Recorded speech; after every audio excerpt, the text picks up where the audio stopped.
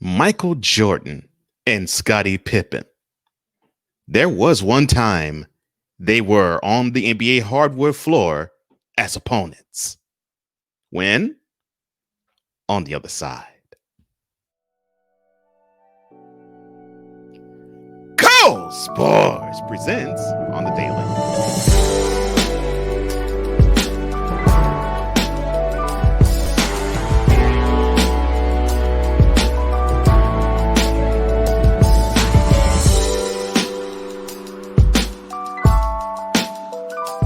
Wherever you are, whatever you're doing, I thank you so much, VIP. Welcome to the channel. Welcome back to the channel. Cole Sports is here. Cole Johnson is right in front of you. We do this every Monday through Friday, and subscribe. Yes, you VIP or VIP to be, subscribe if you want to be more or be one of the more than 100 subscribers on this channel. That's right. You can get the jump on everybody in the sports world subscribing to this channel. Now, this is Thursday, and you know we love to, I guess, let our hair down, so to speak. We love to relax and reminisce. Shout out Pete Rockasiel Smooth. Every Thursday, it is a when they reminisce over you type of feel. And this will be no different. This Thursday will be no different because we're talking about Michael Jordan. We're talking about Scottie Pippen. And we're talking about the time they were opponents on the NBA hardwood. When did this happen? Well, that's what I'm going to tell you on this edition's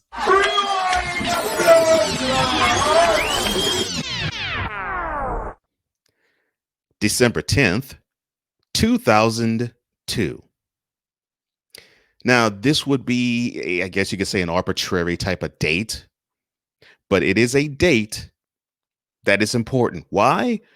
Because the most dynamic duo in the previous decade, some would say the greatest duo in NBA history.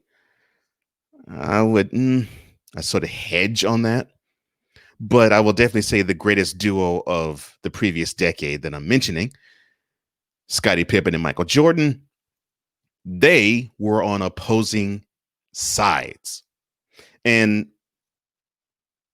you know, when you see the calendar, December, and you know it's going to be a long year, you're thinking, well, they might meet at least another time, because at the time, Scottie was on the Blazers, the Portland Trail Blazers, and Mike, or MJ, or Air, he was in his last year as a member of the Wizards.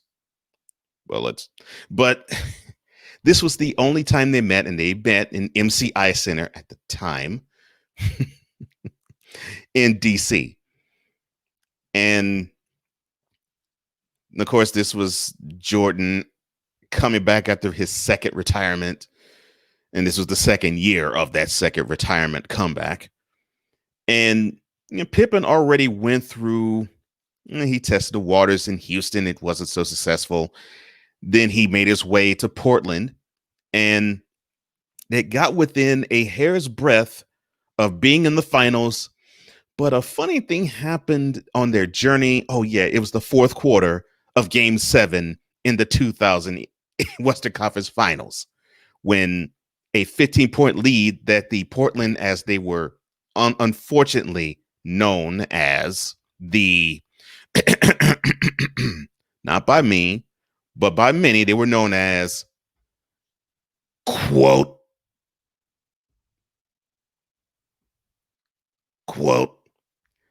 the Jail Blazers, close quote. They had a 15-point lead in the fourth quarter in Game 7 of the 2000 Western Conference Finals, and they went on the first thing smoking back to Portland after that game. Why? Because they lost. The Lakers, that were led by Shaquille O'Neal and Kobe Bryant, advanced onward to the finals, and that's when they won their first of 3 straight championships. Well, unfortunately, in Pippen's stint, he didn't get nearly as far then, but he was still a member of the Blazers. Meanwhile, Jordan languished in, uh, hmm, I can't really say obscurity, but he languished in the area where a crowd would go to DC because they wanted to see Michael Jordan play, but they knew the team was whack. It was he was an attraction. It wasn't this guy is talented. He's bringing the talent. He's bringing the people to the arena for talent. No, it was he was bringing the people to the arena because he was a name. So that was the scene and the backdrop to it all. And the anticipated reunion of the most celebrated duo of the 90s, if not of all time, was completely, utterly drab, dull, dreary, and underwhelming. It basically was like a winter's day in the Northeast. Cold, cloudy, ugly, just did not want to do jack because it was one of those types of days. And it was one of those types of games. The game wasn't even interesting. I mean, the Blazers just crushed the Wizards bullets to the tune of 98-79. Both guys scored 14 points. Pippen, he got the victory. Jordan had, I guess you could say, the better stats or better stat line. 14 points, 7 dimes, 5 assists. And Pippen, he also had 14, but it was I mean, it just really wasn't a great game by either guy, and it really wasn't an entertaining game to watch, period. And I think both guys knew it, and both guys really weren't all that happy about it. But this is what Jordan at the time had to say about that game. Quote, it was sad. It was a sad, sad game we played. The most unfortunate thing is that we can't take our checks and give them to our fans. It was unfortunate that they had to pay to see it. I know Pip, and I know he wanted to come out and play well. Believe me, I wanted to come out and play well too. His horses were ready, and my mules were sick. I have to take some razzing for the time being.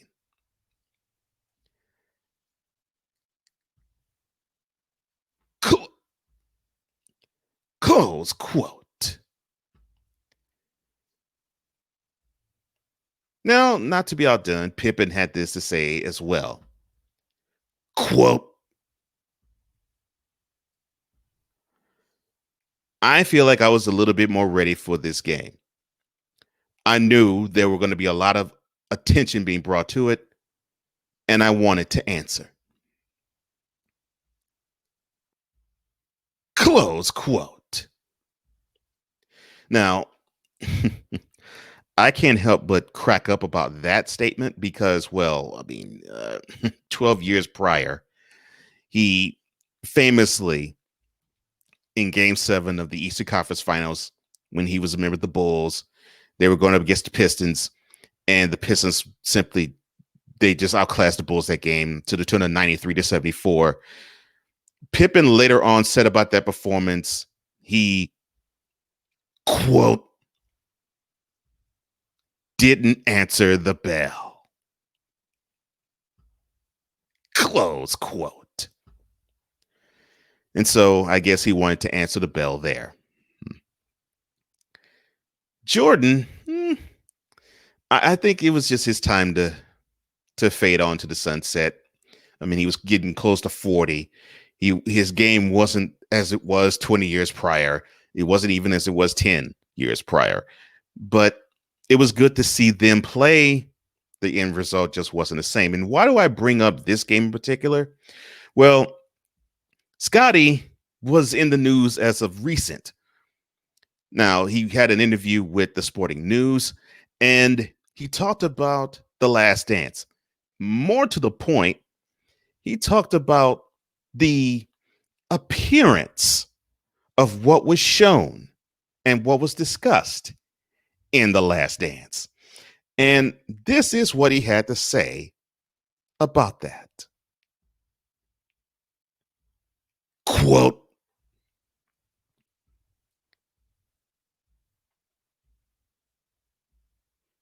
I don't think it was that accurate in terms of really defining what was accomplished in one of the greatest eras of basketball. I thought it was more about Michael trying to uplift himself and to be glorified. Close quote.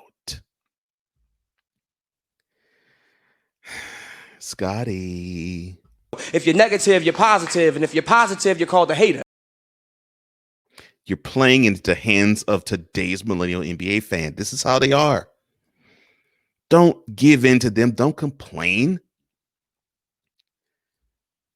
And it wasn't a glorification thing. It was what it was. I mean, let's be honest, Pip. I mean, you weren't the most model of citizens. I don't mean that you were running afoul of the law. I mean, you did things that made people just simply shake their heads and question what you were doing. So for you to raise a fuss and stink about how the coverage was tilted in favor of Jordan, well, you played on a team with a guy who was probably, at least will go down in our lifetimes, yours and mine, as the biggest sports icon of the last 25, 30 years, of at least the last 20 years of the 1980s and 90s, at least that century, at least the 2000s, at least the 20th century, the last 2 decades of it. Think about an athlete that was more iconic than Michael Jordan the last 2 decades of the 20th century. You can't. I mean, he was along the lines of Muhammad Ali, who to me, I think is more iconic than Jordan. But that is the type of athlete you played with. So it's going to stand the reason that people are going to gravitate toward what they like and what they're awed by. And they weren't awed by you. I'm sorry, Scotty. It's just the truth. They weren't awed by you. They were awed by Jordan. And why wouldn't they be? Why wouldn't they be when you play with a guy who he averaged more than 30 points a game for his entire career? That is hefty stuff. And I know you play within a team aspect, and I know it wasn't just Jordan winning those championships. In fact, Jordan himself in the documentary said the following, quote, I wouldn't have those 6 championships unless Scottie Pippen was my teammate. Close quote. So, Scotty, stop being salty. Stop trying to look for something that isn't there. And just appreciate the fact that you were part of one of the greatest dynasties the NBA has ever produced. Because you know what they can't take away? Those 6 rings you wear or stash somewhere in your house. Nobody can take away the fact that you are a 6-time NBA champion. So stop grasping for straws and enjoy your victory lap, because you were a member, a big time contributing member of one of the greatest dynasties ever. Just leave it at that and be happy that we're still talking about you guys 22/23 years after your last championship.